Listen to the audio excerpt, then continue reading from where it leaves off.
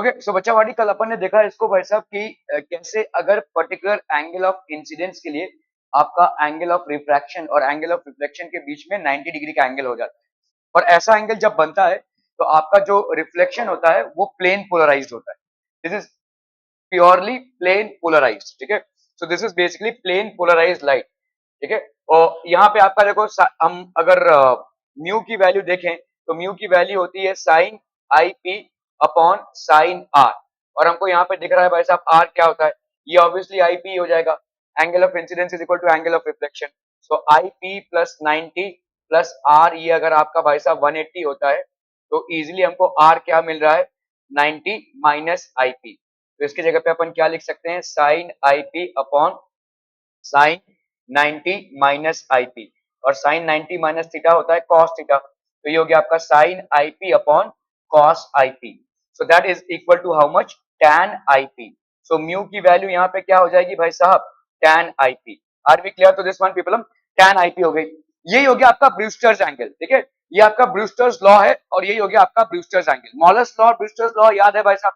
मॉलस law क्या हो जाएगा, अगर आपके दो पोलराइजर्स हैं, ठीक है, पहला वाला पोलराइजर और दूसरा वाला पोलराइजर, उनके बीच में एंगल आपका थीटा है।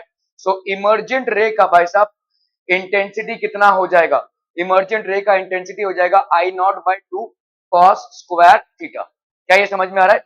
अगर आपका incident ray before it strikes the first polariser उसकी इंटेंसिटी आई नॉट है, तो इमर्जेंट रे की भाई साहब कितनी हो जाएगी I not by two cos square theta. ठीक है, समझ में आ रहा है? ये मॉलस लॉ हो गया और ये आपका ब्रूस्टर्स लॉ हो गया, ठीक है। सो अपन यहाँ पे क्या बोल सकते हैं भाई साहब, म्यू की वैल्यू जो है वो टैन आईपी के बराबर हो गई। ये आपका आईपी जो है इसी को अपन ब्रूस्टर्स एंगल बोलते हैं। The angle at which by the phenomena of reflection plane polarised light is produced. Otherwise, if you happen to produce plain polarized light, you generally would need a polarizer. But in this case, the plain polarized light is produced without a polarizer. This happens under a special case in which the angle between reflection and refraction is of 90 degrees. ठीक है? Okay. तो आपका भाई साहब जैसे the refractive index of water with respect to air, तो water का refractive index with water is 4/3. Find IP for air water. तो आपका भाई साहब सिंपल है, tan IP की वैल्यू क्या हो जाएगी, बोलो ना बोलो, tan IP की वैल्यू बोलो म्यू, ठीक है। तो tan IP की वैल्यू हो गई भाई साहब कितनी 4/3। सो देयरफॉर आपका IP का वैल्यू क्या हो जाएगा tan इनवर्स ऑफ 4/3। अभी आपको मैंने बोला है कि अगर कोई एंगल ऐसा होता है जैसे ये 5 है और इन दोनों में से ये 90 होगा और एक में 53 होगा, दूसरा वाला होगा 37। तो दूसरा वाला लेट्स से 4 है और ये 3 है, ठीक है। So angle opposite to smaller side is smaller, तो ये वाला हो जाएगा आपका 37 डिग्री। और angle opposite smaller side is smaller, angle opposite to bigger side is bigger, तो ये वाला हो जाएगा आपका 53 डिग्री, ठीक है। तो अगर मैं यहाँ पे देखो ये वाला एंगल लेता हूं तो ये आपका हो रहा है ना tan theta is equal to 4/3। तो अपन क्या बोल सकते हैं यहाँ पे tan 53 इज इक्वल टू 4/3 बोल सकते हैं भाई साहब, tan 53। तो यहाँ पे आपका अगर हम करेंगे तो 53 डिग्री को अपन क्या लिख सकते हैं tan इनवर्स ऑफ 4/3। सेम चीज हो रही है भाई साहब यहाँ पे। तो आई पी की वैल्यू कितनी हो गई भाई साहब 53 डिग्री के बराबर। क्या ये समझ में आ रहा है? ये 53, 37 और 90 का यूनिक कॉम्बिनेशन है जहां पे आपका 3, 4 और 5 है। 3, 4 और 5 में एंगल डिस्ट्रीब्यूशन कैसा होगा, राइट एंगल तो राइट एंगल की जगह पे ही रहेगा। बाकी आप कैसे डिसाइड करेंगे, हाइपोटेन्यूज अपने हाइपोटेन्यूज की जगह पे रहेगा, ऑब्वियसली 5 उसको असाइन हो जाएगा। 3 और 4 का डिस्ट्रीब्यूशन कैसे होगा, 9th में जाइए आपने पढ़ा था the angle opposite to the greater side is greater, the angle opposite to smaller side is smaller. तो आपका भाई साहब आपने पढ़ी थी सिमिलैरिटी ऑफ ट्रायंगल्स में इनइक्वालिटीज इन अ ट्रायंगल, ये वाले टॉपिक के अनुसार पढ़ा था भाई साहब। तो ये आपका भाई साहब स्मॉलर साइड के ऑपोजिट स्मॉलर एंगल होगा। तो अगर आपका भाई साहब एंगल डिस्ट्रीब्यूशन कितने का है 90, 37 और 53 का है, तो स्मॉलर साइड के ऑपोजिट आपका 37 डिग्री हो गया, लार्जर साइड के ऑपोजिट आपका भाई साहब 53 डिग्री हो गया। तो इस तरह से आप बता सकते हैं कि tan 53 की वैल्यू क्या हो जाएगी 4/3। Are we clear to this one people? हम समझ में आता? क्लियर है, क्लियर है, क्लियर है भाई साहब, बहुत बढ़िया बहुत बढ़िया। Brewster's angle IP for an interference should be, आपका भाई साहब tan आईपी है, ब्रूस्टर्स एंगल आईपी है और आपका म्यू का वैल्यू क्या है tan आईपी, ठीक है। Brewster's angle for an interference should be, तो आपका भाई साहब यहाँ पे हम देखेंगे कि tan की मैक्सिमम वैल्यू क्या होती है साइन थीटा जो है दैट इज बिटवीन 0 and 1, या अपन बोल सकते हैं -1 से लेकर 1 तक, ठीक है। कॉस थीटा की देखो यहाँ पे -1 तो हो नहीं रहा है, आपका बेसिकली प्रॉपर एंगल है, या कि यहाँ पे हम माइनस की बात कर ही नहीं रहे, ठीक है। तो हम यहाँ पे कहां से कहां तक लेंगे, 0 to 1 लेंगे, ठीक है। यार नेगेटिव होने का कोई चांस नहीं है। कॉस थीटा की भी भाई साहब आपकी -1 से 1 मतलब 0 से 1 हम ले सकते हैं कॉस थीटा की वैल्यू। और टैन थीटा की वैल्यू क्या होती है भाई साहब, -∞ to +∞। तो इस केस में क्या हो जाएगा भाई साहब, 0 to ∞, है कि नहीं, समझ में आ रहा है ये, 0 to ∞। Are we clear on this one. तो अभी आपका भाई साहब tan theta is equal to mu of, तो tan I P is equal to mu, है ना, tan I P is equal to mu. तो आपका भाई साहब आई पी की वैल्यू क्या हो जाएगी, टैन इनवर्स ऑफ म्यू, ठीक है, टैन इनवर्स ऑफ म्यू। और टैन की मैक्सिमम वैल्यू भाई साहब कहां से कहां तक होगी, टैन की मैक्सिमम वैल्यू और टैन की मिनिमम वैल्यू। तो आप अगर यहां पे देखोगे भाई साहब ब्रूस्टर्स लॉ क्या बोलता है, tan i p is equal to mu. तो आईपी की वैल्यू आप क्या लिख सकते हैं, tan inverse of mu. Refractive index basically आपका 1 से इंफिनिटी किसी भी मीडियम का हो सकता है, ठीक है। देखो आपका आईपी क्या है, tan inverse of mu. Now this refractive index can be anywhere between, one किसका है, एयर का है। बाकी सारे रिफ्रैक्टिव इंडेक्सेस जो हैं वो डेंसर देन एयर है, वाटर ले लो, ऑयल ले लो, वैसा ग्लास ले लो, all these are denser than air, so they will have a higher refractive index than air for sure, ठीक है। तो इसका मतलब आपका रिफ्रैक्टिव इंडेक्स 1 से इंफिनिटी कहीं तक भी हो सकती है। तो म्यू की वैल्यू अगर आप देखोगे 1 से लेकर इंफिनिटी कहीं तक भी हो सकती है। तो अगर हम आईपी की वैल्यू देखें तो टैन इनवर्स ऑफ, अभी 1 है यहाँ पे, अगर म्यू की वैल्यू अगर 1 है तो टैन इनवर्स ऑफ 1 कितना हो जाएगा, 45, ठीक है, 45 डिग्री। और ये हो गया भाई साहब म्यू, और टैन इनवर्स ऑफ इंफिनिटी कितनी हो जाएगी, 90 डिग्री। तो म्यू की वैल्यू भाई साहब बिटवीन 45 to 90 हो, ठीक है, आपका भाई साहब म्यू का वैल्यू, ठीक है। सो एक्चुअली मैं मतलब सॉरी, ये आईपी की वैल्यू हो जाएगी ना भाई साहब, ठीक है। देखो 1 मतलब क्या हो जाएगा, टैन इनवर्स ऑफ मैन, ये हो जाएगा आपका इंफिनिटी मतलब टैन इनवर्स ऑफ इंफिनिटी, ठीक है। तो इसका मतलब आईपी की value will be anywhere between 45 to 90। Clear है भाई साहब, समझ में आ रहा है ये, okay. So this will be between 45 to 90। वो एमएससीडी का सवाल आ गया भाई साहब 2020। The Brewster's angle for the glass air interface is 54.74। if a ray of light passing from air to glass strikes at an angle of incidence 45 degree, then the angle of refraction is, बोला बोला जल्दी से भाई साहब, tan 54.74 की value दी हुई है √2, और गधे लोगों ने sin 45 की भी वैल्यू दे दी है भाई साहब। मतलब एमएससीटी वाले चम्मच में खा लो भाई साहब, खा लो, कहा स्पून फीडिंग कर रहे हैं भाई साहब, साइन 45 1/√2, ओके। चलिए भाई साहब यहाँ पे देखते हैं ब्रूस्टर्स एंगल की वैल्यू कितनी हो गई है। Brewster's angle for glass air interface is how much, 54.74 degrees. If a ray of light passing from air to glass strikes at an angle of incidence, आपका भाई साहब कितना है, आई की वैल्यू यहाँ पे कितनी है, 45 डिग्री, ठीक है। Then the angle of refraction is, मतलब आपको यहाँ पे आर की वैल्यू फाइंड करनी है। कैसे करोगे आर की वैल्यू भाई साहब, म्यू की वैल्यू फाइंड करके। म्यू की वैल्यू होती है sine i by sine r, ठीक है। और sine i by sine r अगर होता है म्यू का वैल्यू, तो म्यू की वैल्यू हम कैसे फाइंड करेंगे, क्योंकि हमको मालूम है tan by p is equal to mu, ठीक है। tan ऑफ आई पी मतलब tan of 54.74 will be equal to mu, ठीक है। और यहाँ पे दिया हुआ है भाई साहब tan 54√2, भाई साहब जिंदगी एकदम, ठीक है। म्यू इज इक्वल टू √2 हो गया, ओके। सो म्यू की वैल्यू √2 अभी इस इक्वेशन में डाल दो, ये √2 हो गया। साइन आई, साइन आई की वैल्यू कितनी है, यहाँ पे एंगल ऑफ इंसिडेंस दिया हुआ है 45, ठीक है। ये हो गया आपका साइन आर, आर की वैल्यू नहीं मालूम, साइन 45 की वैल्यू होती है 1/√2 upon sine r, that is equal to √2। तो आपका भाई साहब साइन आर का वैल्यू कितना हो गया, साइन आर का वैल्यू हो गया 1/2। तो आर की वैल्यू भाई साहब कितनी हो जाएगी, sign inverse of 1/2, that is how much, 30 degrees, ठीक है। साइन इनवर्स ऑफ 1/2 या साइन इनवर्स ऑफ 0.5। तो साइन इनवर्स ऑफ यहाँ पे 1/2 भी लिख सकते हैं या 0.5, और इसके हिसाब से आपका डी वाला आंसर करेक्ट हो गया, ठीक है। क्लियर है, बहुत बढ़िया भाई साहब, बहुत बढ़िया। Sign inverse of 0.5, theorem theorem theorem भाई साहब, चलिए इसको तो करना ही पड़ेगा ना। और सर ठीक ठाक। Two sources emit light waves of different amplitudes. Then its interfer then it interference pattern. Then in interference pattern, brightness of fringes is less. Fringe width will be less. Fringes disappear after a short time. There is some intensity of light in the region of destructive interference.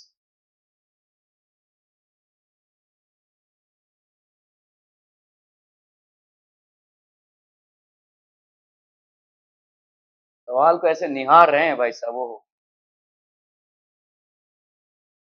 हो गया निहार के। कोनो calculation नहीं है, कुछ नहीं है भाई साहब, एकदम बेसिक इंटेलिजेंस का सवाल है। आपके ज्यादा करके कंपटीशन के सवाल सब बेसिक इंटेलिजेंस के हैं। बताइए क्या करेंगे? 9th नहीं, बताइए, चल से।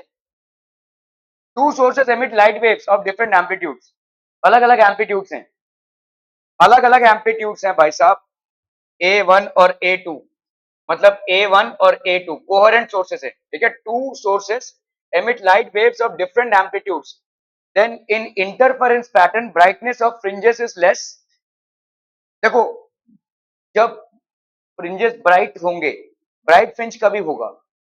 जब कंस्ट्रक्टिव इंटरफेरेंस हो रहा होगा, और कंस्ट्रक्टिव इंटरफेरेंस में A1 प्लस A2 तो कम से कम होना है, तो फ्रिंजेस का जो ब्राइटनेस है वो तो बढ़ेगा, कम नहीं होगा, ठीक है। Fringe width will be less. अभी फ्रिंज विड्थ को अपन बाद में हैंडल करते हैं, लेट्स से, क्योंकि फ्रिंज विड्थ के फॉर्मूले में ए का कोई स्थान नहीं है। कितना होता है फ्रिंज विड्थ? बहुत बढ़िया, ठीक है, लैम्डा, ये capital D, small D, okay, capital D by D. यहाँ पे तुमको एम्पलीट्यूड का कुछ भी दिख रहा है? नहीं, तो इसका कोई लेना देना नहीं है एम्पलीट्यूड से, ठीक है। Fringes disappear after short time, ये तो दोनों में भी होगा भाई। फ्रिंजेस कहां से डिसअपियर होंगे, we will talk about this later, ठीक है। इसका कोई फॉर्मूला नहीं है कहां से फ्रिंजेस डिसअपियर होना चालू होंगे। कहीं आपने पढ़ा है भाई साहब कि यहां से फ्रिंजेस डिसअपियर होना चालू हो जाएंगे? So we don't know about this.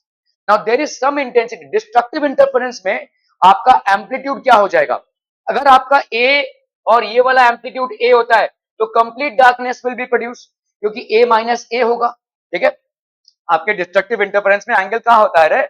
कहां होता है बता जरा सा। एंगल की वैल्यू कॉस थीटा की वैल्यू कितनी होती है भाई साहब? -1, है ना, मतलब पाई की वैल्यू 180 होती है। तो अगर भाई साहब एक है एम्पलीट्यूड A1 का, दूसरा है भाई साहब एम्पलीट्यूड A2 का, तो रिजल्टेंट एम्पलीट्यूड भाई सब, अब यहाँ पे रिजल्टेंट क्या होगा? A² plus 2AA cos of five cos theta, है ना। तो ये हो गया 2A², और ये हो जाएगा अगर -1 तो -2A², तो ये क्या हो जाएगा आपका? 0, मतलब कंप्लीट डार्कनेस डिस्ट्रक्टिव इंटरफेरेंस के टाइम पे। लेकिन अगर आपका A1 और A2 बराबर नहीं है, तो इसका मतलब क्या हो जाएगा? A1 का स्क्वायर प्लस A2 का स्क्वायर माइनस, इसका वैल्यू तो -1 आ गया, तो 2A1 A2 लिखेंगे भाई साहब, ठीक है, अंडर रूट में। ये हो गया आपका रिजल्टेंट एम्पलीट्यूड। तो यहाँ पे कितना हो जाएगा? बोलो ना, बोलो, A माइनस A2 का square, that will be how much? A1 minus A2, मतलब यहाँ पे एम्पलीट्यूड रह जाएगा। एम्पलीट्यूड अगर रह जाएगा तो थोड़ा बहुत आपका भाई साहब लाइट भी रह जाएगा, लाइट की इंटेंसिटी रह जाएगी भाई साहब, है ना। So there is some intensity of light, क्योंकि intensity is directly proportional to A का स्क्वायर। तो अगर भाई साहब आपका ए रहता है तो इंटेंसिटी भी रहेगी, अदरवाइज ए ही नहीं रहेगा तो इंटेंसिटी भी नहीं रहेगी। तो there is some intensity of light in the region of destructive interference. क्या ये समझ में आ रहा है बंधु? बहुत बढ़िया, ठीक है। So since amplitudes are not equal, the two waves do not cancel each other during destructive interference। ये भाई साहब एक दूसरे को कैंसिल नहीं करेंगे। अरे मस्त सो कर आए हैं भाई साहब, है ना। देखिए आंखें लाल हो गई हैं, ठीक है, अच्छी बात है, मतलब कॉलेज नहीं गए थे। अरे जिंदगी में ऐसे है भाई साहब। Since amplitudes are not equal, the two waves do not cancel each other during destructive interference। ये दोनों भाई साहब एक दूसरे को कैंसिल नहीं करेंगे अगर डिस्ट्रक्टिव इंटरफेरेंस हो रहा हो तो, ठीक है। समझ में आ रहा है? एक तो देखो भाई साहब, गरीब आदमी बेचारा कॉलेज ये परेशान हो गया है वो। ओके चलिए भाई साहब इसको करो फटाफट। When the unpolarized light is passed through cross polarites, then light passing through polarites। मैंने आप लोगों को देखा है, मतलब एकदम 8 से लेकर 12 तक में सारे बच्चे बराबर स्कूल जाते हैं। What is the driving force? I mean I don't understand. मैं तो आधे से ज्यादा दिन जाता ही नहीं था, और जुगाड़ लगा के रखा था मैंने प्रॉक्सी देने का, वो अलग बात है।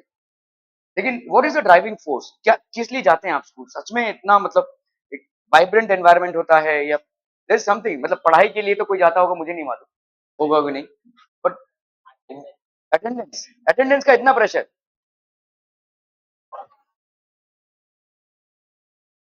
नहीं, मैं जानना चाहता हूँ, तो अटेंडेंस का इश्यू है, अटेंडेंस संभालने के लिए आप जाते हैं, तो अटेंडेंस तो 75% चाहिए, जो तो हो गया नॉर्मली, तो भी वो लोग बुला रहे हैं। हाँ, नहीं रे, 75% किसी के डैश डैश डैश की मतलब औकात नहीं है कि आपका हॉल टिकट रोके। हॉल टिकट इशू हुआ है भाई साहब गवर्नमेंट से, उसको कोई नहीं रोक सकता, कोई नहीं रोक सकता। It has to be given to you, you are eligible to give the examination. नहीं, मैं सिर्फ इतना जानना चाहता था कि what is the driving force behind going to college every day, every day, every day. It's such a boring phenomena but people are sticking to it, why is it, I just wanted to know. तो हाँ, एक समझ में आता है कि आपके घर पे कॉल आता है, और क्या। तो अगर अभी तुम अगर घर पे बैठे होगे तो घर वालों को दिख रहा होगा ना तुम बैठे हो, तो क्या ही बड़ा हो जाएगा उसमें, कॉल आया तो बीमार है, बस खत्म हो गई बात, और क्या होगा।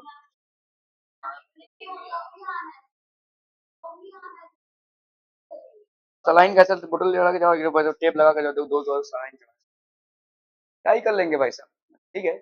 I am not encouraging absenteeism, all I'm trying to know is it worth the time behind going to school every day even after completing your attendance?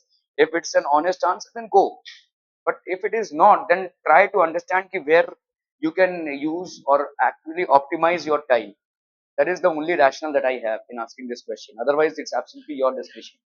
8-8 घंटे रोज का बर्बाद करना, बर्बाद क्या है मतलब, ठीक है, अगर आपका स्कूल जाने से वो 8 घंटे आबाद होते हैं तो वेल एंड गुड, लेकिन अगर आप 6-7 घंटे वहां जा रहे हो, थिंक अबाउट इट।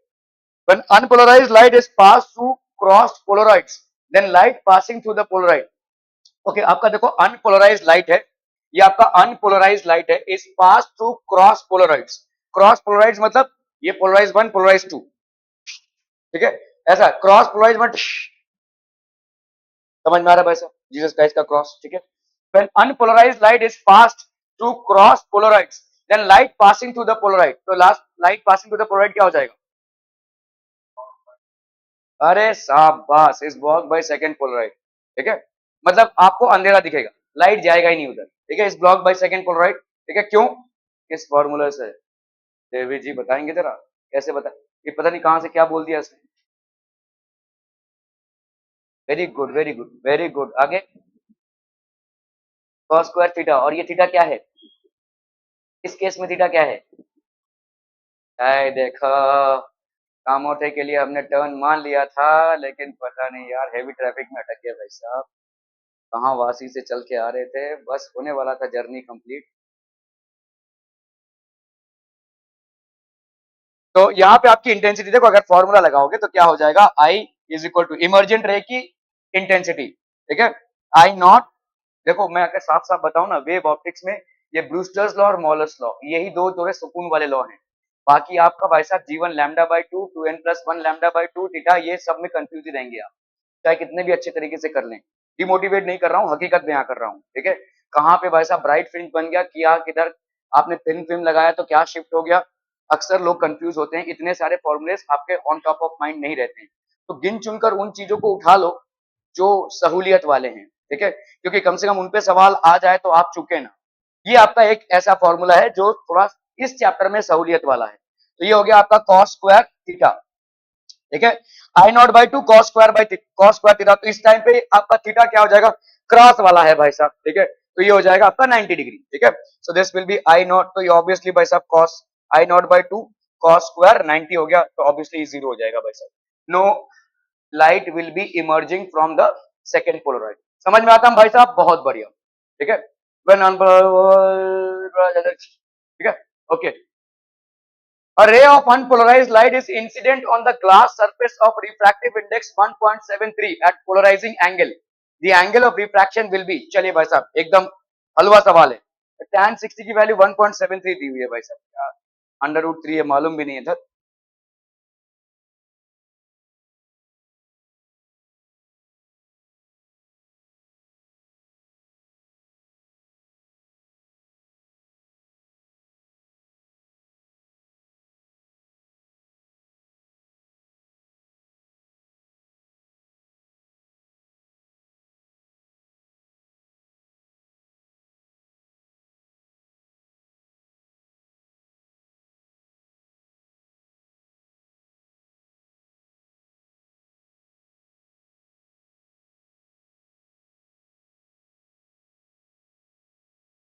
हो गया, done done done.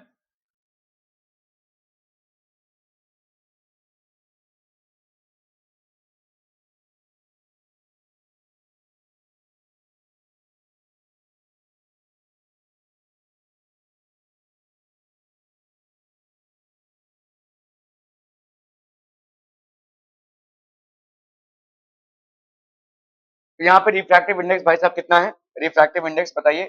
Refractive index है 1.73, इसको अंडर रूट 3 लिख सकते हैं। tan 60 अगर 1.73 है, tan 60 होता कितना है, अंडर रूट 3। तो अंडर रूट 3 की वैल्यू हो गई ना, तो म्यू की वैल्यू क्या हो जाएगी, अंडर रूट 3 लिख सकते हैं भाई साहब। ठीक है, रिफ्रैक्टिव इंडेक्स 1.73 को हम अंडर रूट 3 भी लिख सकते हैं। At polarizing angle, polarizing angle अरे ऑफ, तो आपका आईपी पे भाई साहब इंसिडेंट है, angle of incidence is basically equal to IP.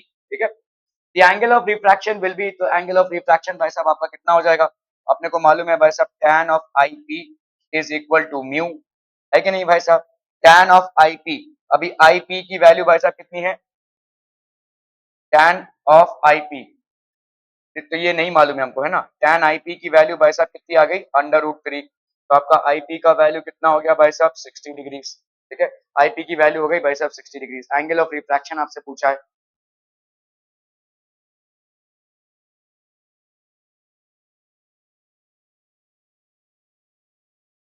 तो सब कैलकुलेशन कहाँ कर रहे हैं भाई साहब हम। ठीक है, आईपी की वैल्यू 60 हो गई ना, तो आपका देखो ये ऐसा होता है ना, ये आया आपका आईपी। ठीक है, ये हो गया भाई साहब आपका आईपी, ये हो गया आपका 90 और ये हो गया आपका आर। तो आईपी प्लस 90 प्लस आर, इसलिए डेरिवेशन बहुत इंपॉर्टेंट होता है। देखो यहाँ पे आप आर की वैल्यू कैसे निकालोगे, हाँ म्यू इज इक्वल टू डाल के निकाल सकते हैं, लेकिन इसके भी आपका 180 हो जाएगा। तो आईपी की वैल्यू हो गई भाई साहब 60, ये हो गया भाई साहब 90 plus r is equal to 180। तो ये हो गया आपका आर का value 180 is equal to 90 plus 60 150। तो ये हो गया आपका 30 डिग्रीज, आर की वैल्यू हो गई भाई साहब 30 डिग्रीज। करेक्ट, आर की वैल्यू हो गई भाई साहब 30 degrees. Are we clear on this one people, समझ में आता। ओके ओके ओके, चलिए भाई साहब इसको करना है फटाफट फटाफट। When a beam of unpolarized monochromatic light is incident on a plain glass plate at a polarizing angle, then which one of the following statements is correct? तो एक बीम ऑफ अनपोलराइज लाइट है, monochromatic light है, ठीक है, monochromatic light है, is incident on a plane glass plate at a polarizing angle. ये polarizing angle पे आ रहा है, मतलब ये आपका हो गया ग्लास प्लेट, ये बीम ऑफ अनपोलराइज लाइट है जो एक्ट कर रहा है यहाँ पे एट पोलराइजिंग एंगल पे। ठीक है, then which one of the following statements is correct. तो इसमें होगा क्या भाई साहब, अगर ये इंसिडेंट राइट है तो यहाँ पे जो होगा ये आईपी तो होगा, लेकिन ये क्या हो जाएगा, प्लेन पोलराइज हो जाएगा। ये अनपोलराइज लाइट है, अगर आईपी एंगल पे ये इंसिडेंट है तो ये क्या हो जाएगा, आपका प्लेन पोलराइज लाइट हो जाएगा। ठीक है, और भाई साहब यहाँ पे एंगल ऑफ रिफ्रैक्शन और ये वाला एंगल ऑफ रिफ्लेक्शन के बीच में 90 डिग्री होगा, ये लेट से एंगल ऑफ रिफ्रैक्शन। ठीक है, क्लियर है, okay. So the reflected and the refracted rays are completely polarized, क्या ये होगा, रिफ्लेक्टेड रे पोलराइज्ड है, रिफ्रैक्टेड रे भी पोलराइज्ड होगा क्या, नहीं। ठीक है, तो यहाँ पे आपका देखो रिफ्लेक्टेड रे जो है वो कंप्लीटली पोलराइज्ड होगा but not the refracted ray, refracted ray completely polarized नहीं होगा। ठीक है, perpendicular, हाँ, will they be perpendicular to each other, yes, the reflected and the refracted rays will be perpendicular to each other, reflected and refracted rays are completely polarized with their planes of polarization parallel to each other, no, reflected light is partially polarized होगा कि completely polarized हो जाएगा, reflected ray हमेशा partially polarized होगा। ठीक है, चाहे वो पोलराइजिंग एंगल पे गिरे, किसी भी एंगल पे गिरे, लेकिन वो पार्शियली पोलराइज्ड होगा। ठीक है, बट आपका प्लेन पोलराइज कब होगा, जब आईपी पे गिरे, ब्रूस्टर्स एंगल पे गिरे। ठीक है, reflected ray is plane polarised, सही है भाई साहब, okay, but transmitted light is partially polarized, ये हो जाएगा भाई साहब, this will be partially polarized, तो this will be the correct answer. Are we clear on this one people, okay okay okay. So reflected light is plane polarized but transmitted light is partially polarized. Choose correct statement from the following. Brewster's angle for a transparent medium is, चलिए फटाफट फटाफट।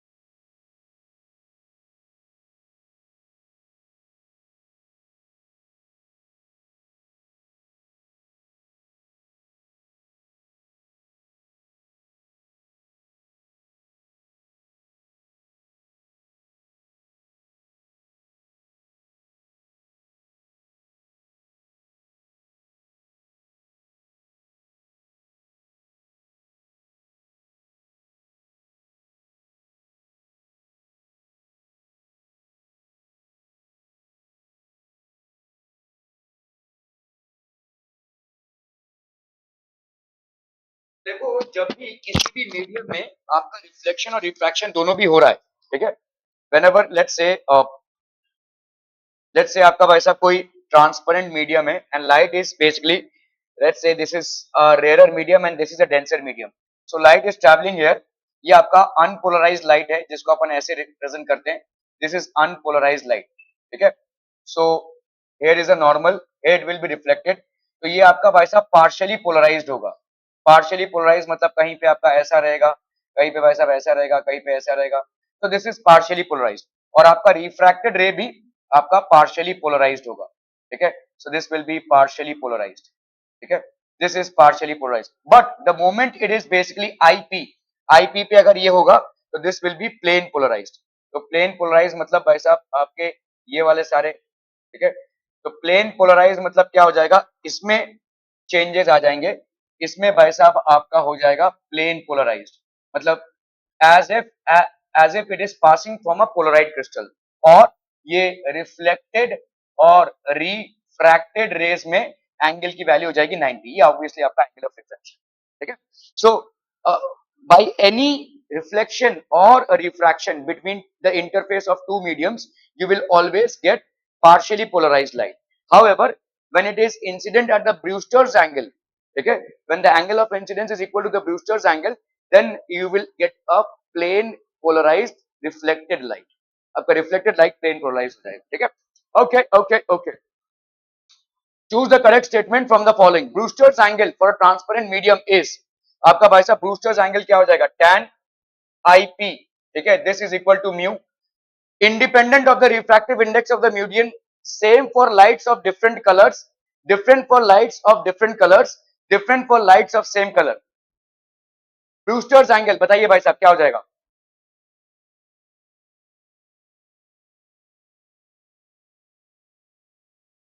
Choose the correct statement, independent of the refractive index of the medium, क्या ये होगा, नहीं भाई साहब, क्योंकि आपका tan IP इसके बराबर है ही, तो IP की वैल्यू क्या हो जाएगी, tan इनवर्स ऑफ म्यू, अरे भाई साहब अगर आप यहाँ पे देखोगे डिफरेंट कलर्स, ठीक है, आपका म्यू क्या होता है, म्यू होता है भाई साहब velocity of light, sorry अपना velocity of light in air upon velocity of light in the medium, velocity of light मतलब क्या हो जाएगा आपका भाई साहब lambda into frequency, ये frequency भाई साहब सेम रहेगी, lambda in air upon lambda in the medium into frequency, ये दोनों भाई साहब कैंसिल हो जाएगा, lambda of air और lambda in medium, ठीक है, wavelength, so same for lights of different colors, क्या ये सेम रहेगा for lights of different colors, different for lights of different colors, क्या अलग अलग होगा, या different for lights of the same colour, देखो भाई साहब different for lights of the same colour, अगर ऐसा होता है तो आपको भाई साहब पूरा वो सतरंगी कलर्स मिल जाएंगे, डिस्पर्जन हो जाएगा, is it as good as passing through prism, ठीक है, Brewster's law, it states that when, तो ये आपका भाई साहब ये different for lights of different colours, क्योंकि आपका यहाँ पे जो लैम्डा है वो डिफर करेगा, this will B basically different, ठीक है, okay, so Brewster's law it states that when light is incident at polarizing angle, अगर लाइट भाई साहब इंसिडेंट है polarizing angle at the interface of refractive medium, the refractive index of the medium is equal to the tangent of the polarizing angle, कुछ नहीं है भाई साहब, tan IP की वैल्यू क्या है, म्यू के बराबर, refractive index is equal to the tangent of the Brewster's angle. As Brewster's angle depends on the red refractive index and wavelengths, so it is different for different colors. ठीक है? Thus, Brewster's angle for a transparent medium is different for light of different color. ठीक है? Okay. चलिए भाई साहब दो बार repeat हुआ है सवाल. Polarizing angle for a transparent medium is theta and V is the speed of light in that medium. Then relation between theta and V is, चलिए फटाफट फटाफट quick quick.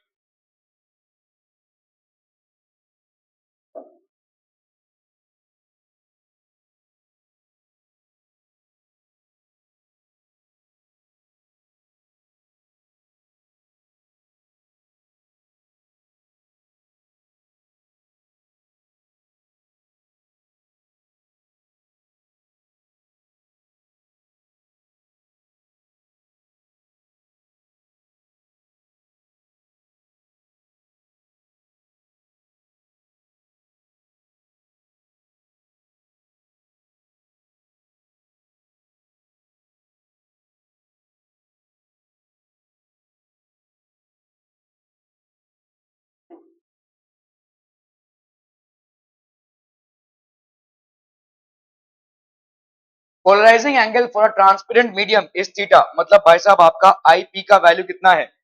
Polarizing angle for transparent medium is theta, ठीक है।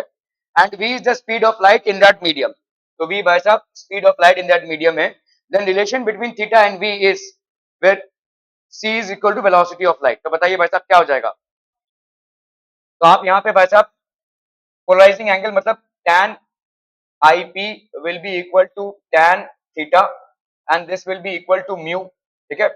और tan theta is equal to mu, mu मतलब हो जाएगा speed of light in medium air upon speed of light in medium, ठीक है, speed of light in medium. तो भाई साहब आपका थीटा का वैल्यू क्या हो जाएगा रे? tan inverse of c by v, समझ में आता है भाई साहब, ठीक है।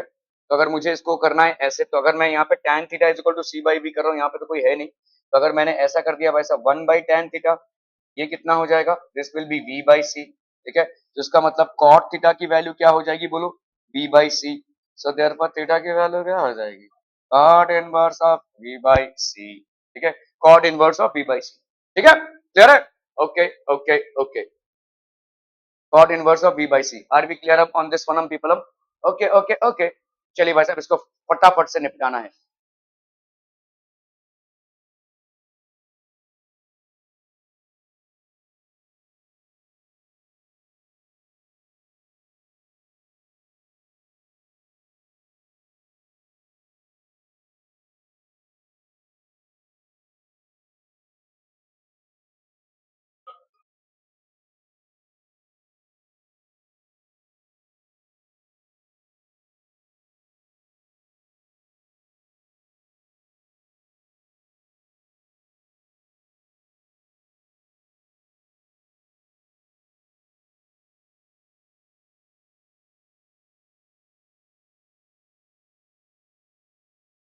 Angle of polarization for a medium is 60 degree, ठीक है। तो आपका भाई साहब एंगल ऑफ पोलराइजेशन कितना है? आई पी की वैल्यू कितनी है? 60 डिग्री, ठीक है। क्रिटिकल एंगल, क्रिटिकल एंगल क्या होता है? क्रिटिकल एंगल क्या होता है? ये तो दूंगा ना क्रिटिकल एंगल। अरे 7:30 बजे देखो जरा टाइम,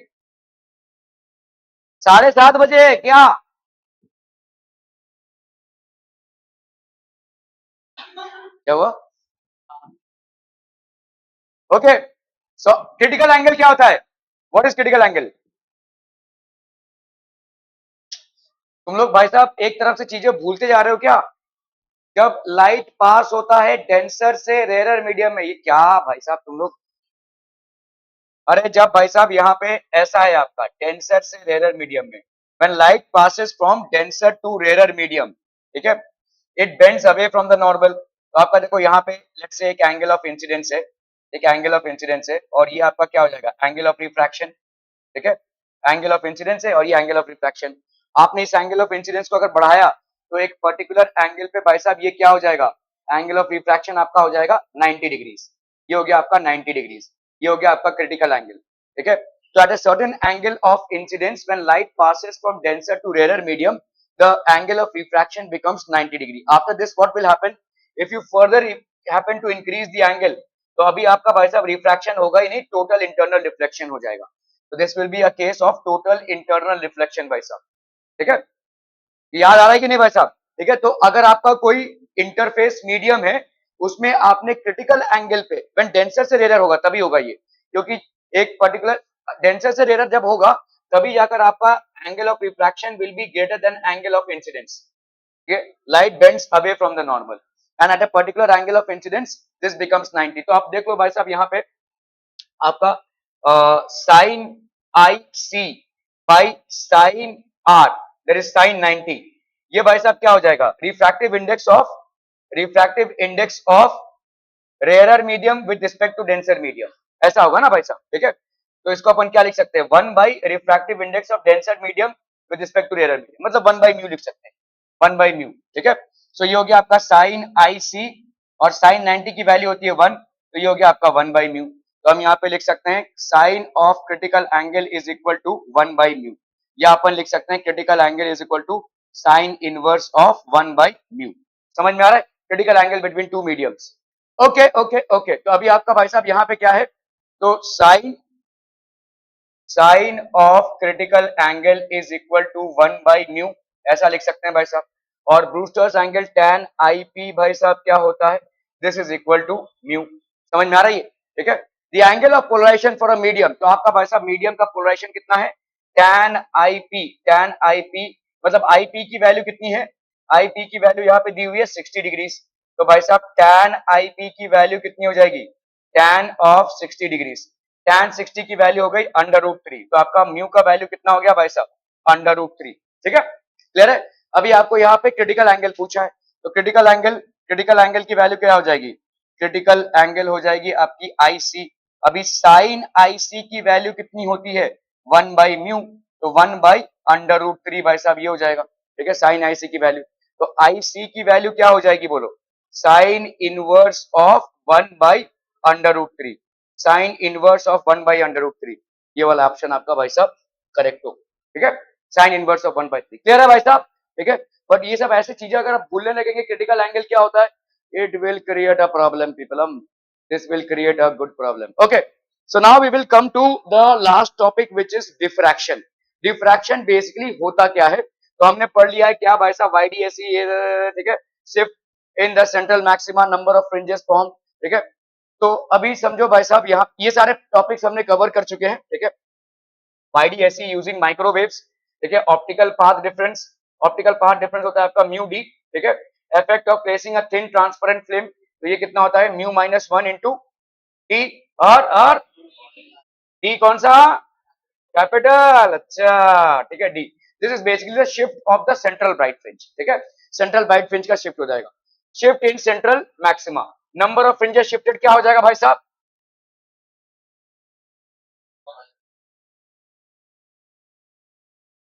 बहुत बढ़िया भाई साहब, नंबर ऑफ फ्रिंजेस शिफ्टेड। ठीक है, कितने नंबर ऑफ फ्रिंजेस शिफ्ट हो गए, ओके ये सब भाई साहब आपके अभी पढ़ने वाले हैं हम। ठीक है, what will you learn in diffraction, तो ये आपके भाई साहब हैं श्रेयस त्रिमुखी। ठीक है, suppose a man is sitting in a dark room, बहुत डिप्रेशन में है भाई साहब, as the lamp outside the room is switched on, तो ये lamp outside the room switched on हो गया, the room also gets illumined as the light from the lamp spreads in all directions, तो ये ऐसे आ रहा है भाई साहब।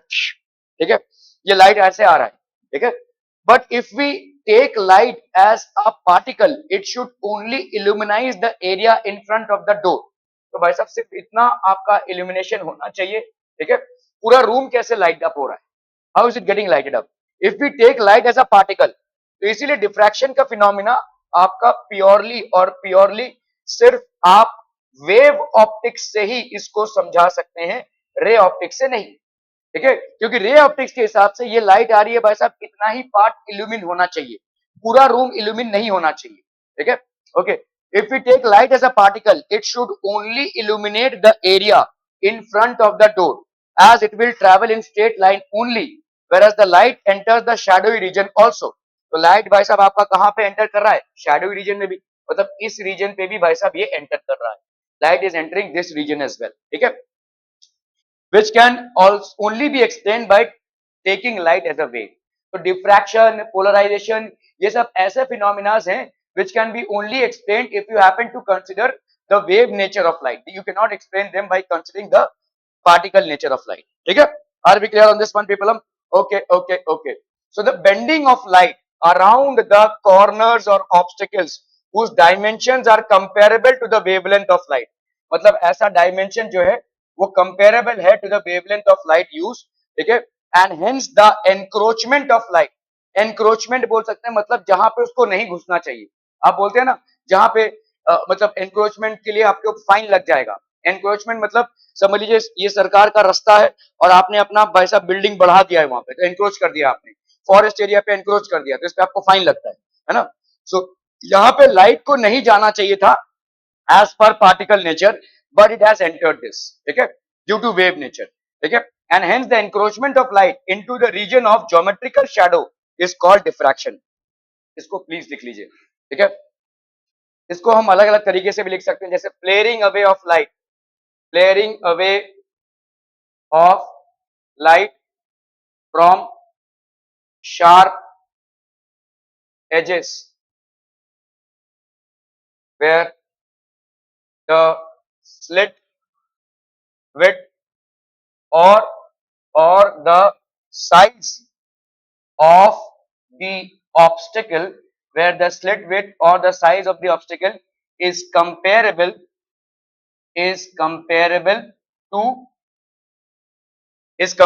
to the wavelength of light used, is comparable to the wavelength of light used. ठीक है, ऐसा भी लिख सकते हैं. Clearing away of light.